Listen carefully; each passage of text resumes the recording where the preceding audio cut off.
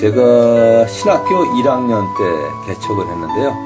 주님 안에서 말씀 중심의 이렇게 교회를 이루는, 쉽게 얘기하자면 그 수평 이동을 하지 않고, 그러니까 전입신고는 받지 말고 우리 출생신고만 받자.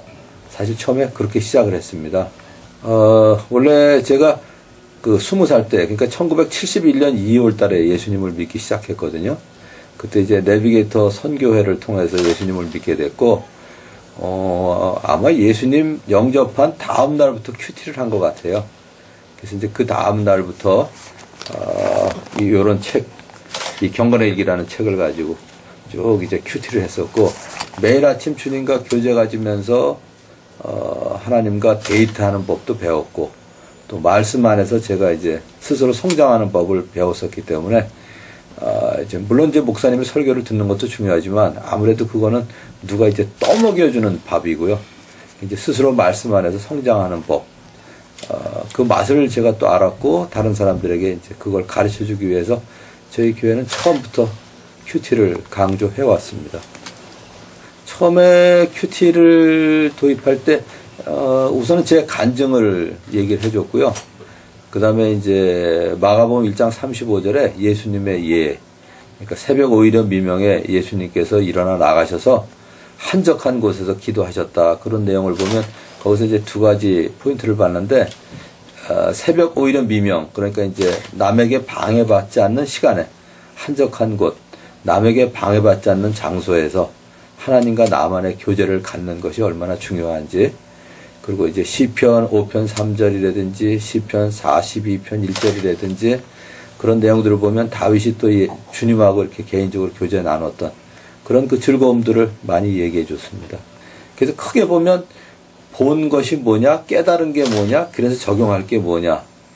제가 이랜드에 사목을 맡고 있는데도요, 우리 직원들 교육시킬 때도 본, 깨적 이렇게 가르칩니다. 그래서 본 게 뭐냐, 깨달은 게 뭐냐, 적용한 게 뭐냐. 그래서 이제 지금 예를 든 거는 일반 세상 살면서 이제 본 거지만, 또 하나는 그건 이제 일반 계시라고 한다면, 성경은 이제 특별 계시니까 하나님의 말씀인 특별 계시 속에서 본 게 뭐냐, 그 다음에 이제 깨달은 게 뭐냐, 그래서 이제 그걸 삶에 적용할 게 뭐냐, 대개 그렇게 세 가지로 정리하라고 얘기를 해줍니다. 예.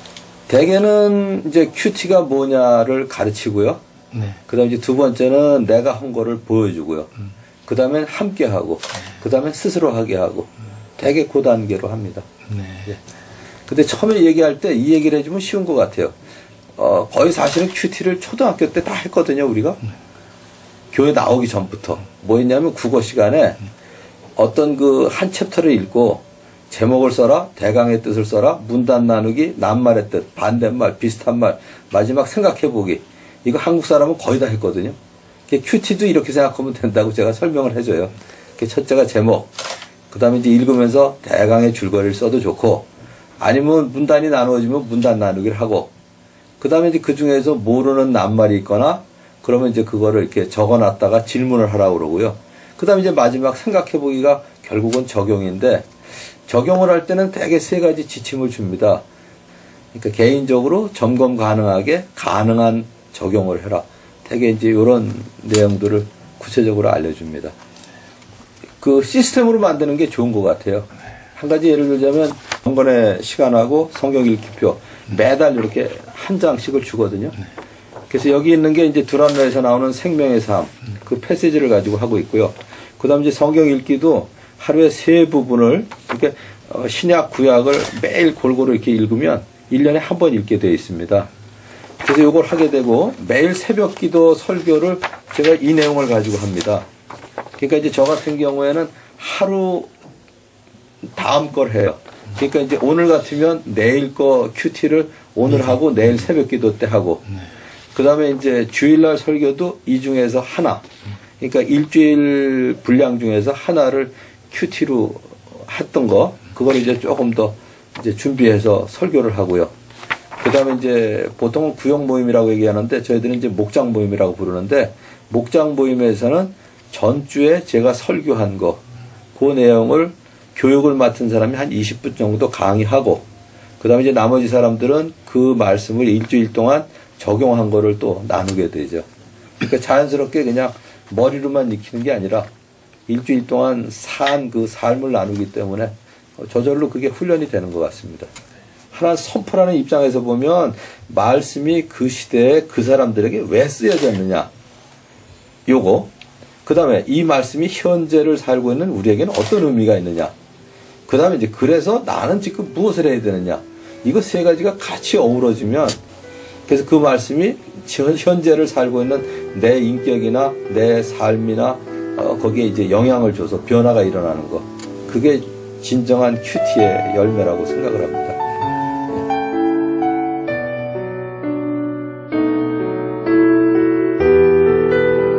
말씀이 좀 이해 안 가는 부분들이 처음 접할 때는 그랬던 것 같아요. 물론 지금도 다 이해되는 건 아니고 하지만 그게 제일 힘들었던 것 같아요.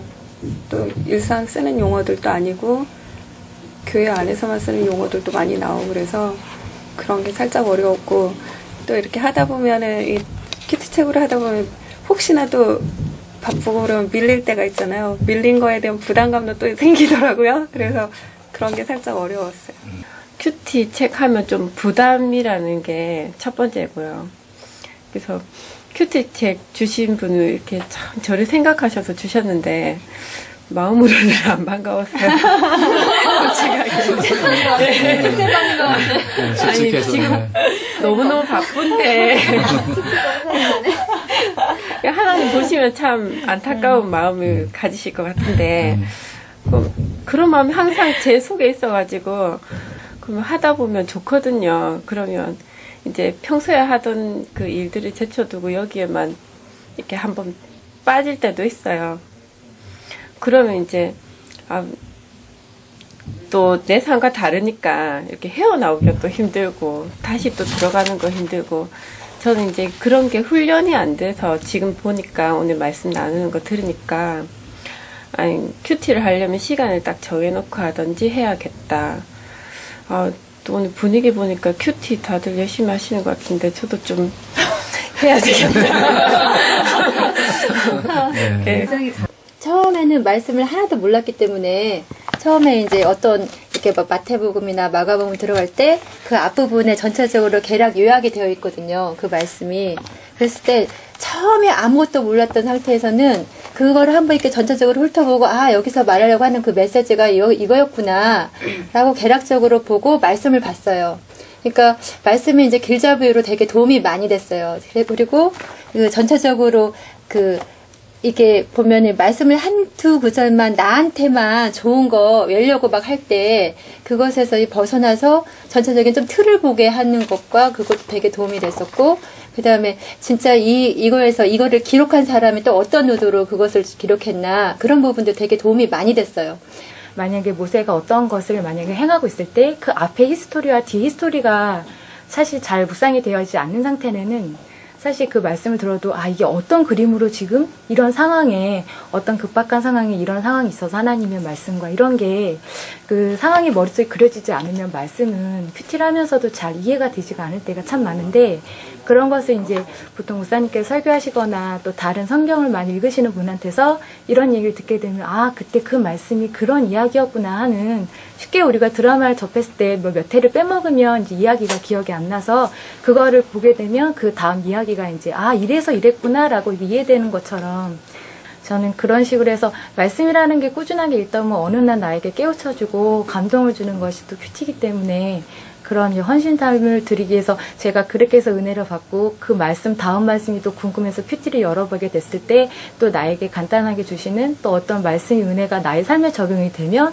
또 그 다음 말씀도 기대되게 되면 또 그 시간에 대해서 또 다시 말씀을 회복하고 그렇게 해서 큐티를 많이 하게 되는데 나눔을 통해서 이제 말씀의 그 맛을 느끼니까 성도님들이 이제 그거에 대해서 이제 처음에는 좀 부담스러웠지만은 자꾸 그것들에 대해서 격려하고 또 모였을 때 나누고 이러면서 그들이 말씀 가운데로 점점 이렇게 더 끌려 들어오는 모습을 보고 그들이 이제 스스로 이제 큐티하는 것들을 보면서 그 나눔이 참 중요하다 그런 생각을 했습니다.